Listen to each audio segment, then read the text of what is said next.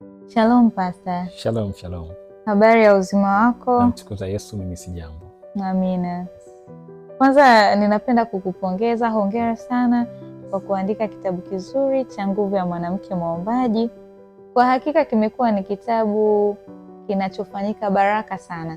Thank you. Kwangu binafsi na hata kwa wasomaji wengine ambao wamerejesha feedback. Glory to God. Amina. Glory to God. Lakini Pastor, Yes.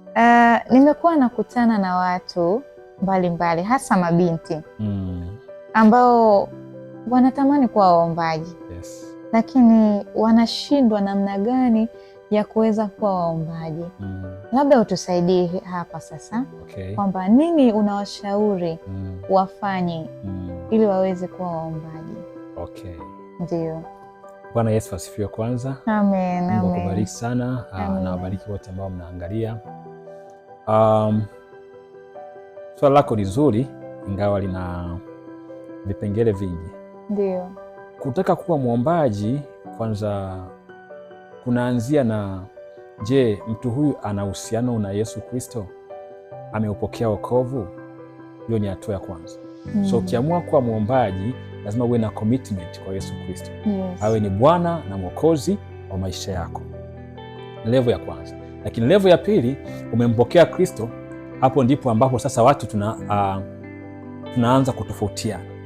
Sababu mimi naamini mwombaji wa kweli ni mtu aliyeamua kutoka moyoni kwamba kwa namna yoyote, kwa hali yoyote nitaomba na nitapata majibu yangu. Amen. Kwa hiyo jambo la kwanza ni kupokea neema ya wokovu. Jambo la pili ni kufanya maamuzi ya ndani ya kwamba nitakwenda kuomba na nitabadilisha hali ya maisha yangu. Amen. Mwombaji ambaye hajaamua ataomba siku 3 ataacha. Yes. Ataomba wiki ataacha. Yaani zoruba kidogo itamtikisa ataacha. Lakini yule ambaye amesema iwe jua iwe mvua, I'm going to pray and I'm going to see God on this matter. Huyo hawezi kuzuilika. Labda niongezee tu hapo ni kwamba mwanadamu yoyote Mungu alivyomuumba amemuumba na kitu ambacho kinaitwa willpower. Ana nguvu ya maamuzi.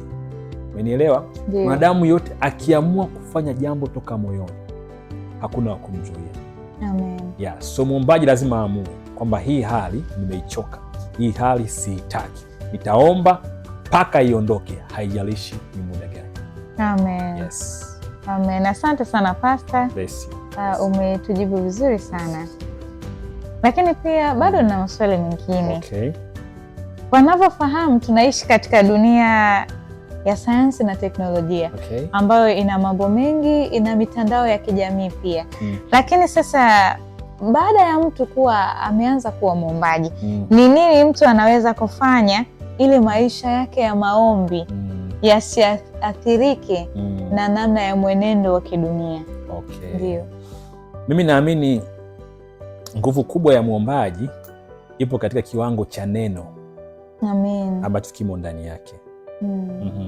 Anasema mzaburi kwamba moyoni mwangu nimeliweka neno lako nisije nikakutenda dhambi. Maanake nini? Haijalishi dunia ni chafu kiasi gani, imeharibika kiasi gani, ambacho kinatupa ushindi ni neno la Mungu. Amen. So ukiamua kuwa mwombaji, kabla hata kuomba kwenyewe hakujaanza, anza na neno, na sio tukusoma kama gazeti. No, weka plan. So lazima mwombaji uwe na plan, nikimaanisha kwamba plan ya neno, kwamba kinachonipa nguvu katika maombi ni neno.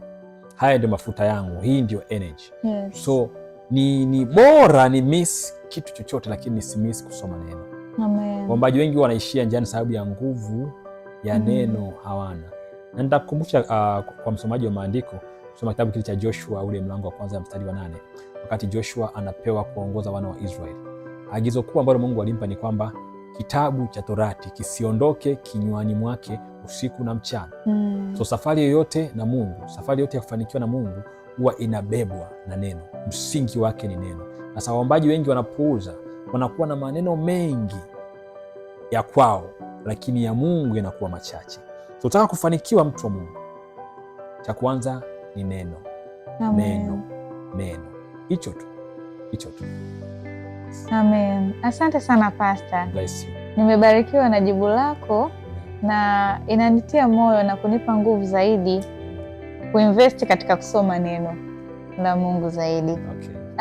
Usichoke Pastor, niko na swali lingine. Okay.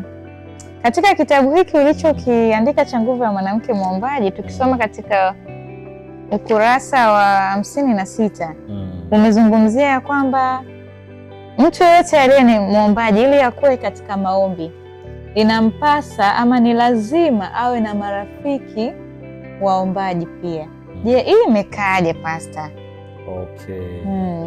Mimi ninaamini katika njia mojawapo ya kuhamisha neema ndio ni association au miambatano. Amen.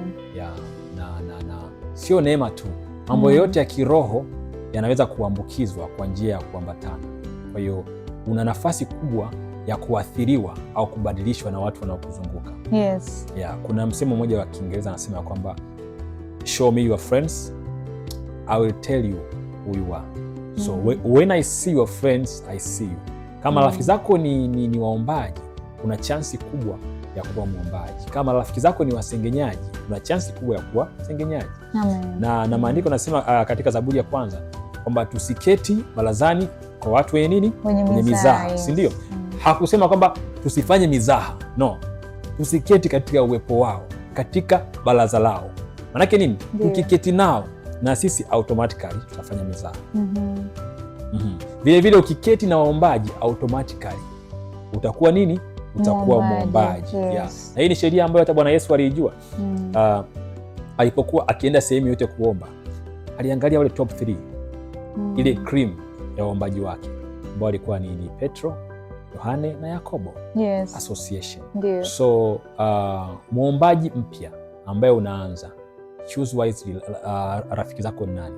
Angalia watu wanaompenda Mungu, ambao wanapenda maombi kweli kweli, ambao wanatafuta msaada wa Mungu kwa namna ya maombi. Sizungumzii tu mtu tu ambaye anakwenda kanisani tu randomly, no. Mwombaji utamjua tu tabia zake, matendo yake, yes, attitude yake, huwa ana aura fulani anatembea nayo. Kuna kama wingu fulani la utakatifu. Kuna uzuri fulani wa kiungu na kuwa ndani yake. So ukiambatana na watu wa namna hiyo itakusaidia pale unapoanza catch up, kuwa na pace nzuri. Yes. Amen. Asante sana Pastor. Tumeambiwa choose your friends wisely. Yes. Who are your friends? Mungu akubariki sana. Yes. Maswali yangu nimemaliza Pastor, na nimebarikiwa sana. Ndio. Shalom mpendwa, once again kitabu chetu bado kipo. Kitabu cha Nguvu ya Mwanamke Mwombaji. Yes. Bado kipo kwa ajili yako. Kinapatikana kwa shilingi 10,000 tu. Ndani yake kuna maarifa ambayo yatakusaidia wewe mama, wewe dada, hata binti pia kitakusaidia. Yes. Karibuni sana. Asanteni kwa kutusikiliza. Shalom, shalom. Until next time.